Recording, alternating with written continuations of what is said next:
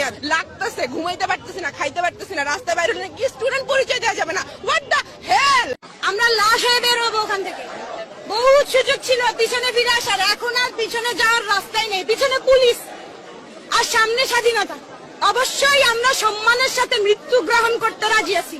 সরকারকে আমার একটা প্রশ্ন, আমরা যদি যারা আমরা তো হাতে অস্ত্র নেই নাই, আমরা খালি লাঠি আর ইট নিয়ে নামছি, আপনারা tear shell, rubber bullet, original bullet, বোমা, যে যা বাঁচেন রাইফেল নিয়ে নামছেন, আমাদের হাতে যদি অস্ত্র ওঠে আপনারা কি বাঁচবেন?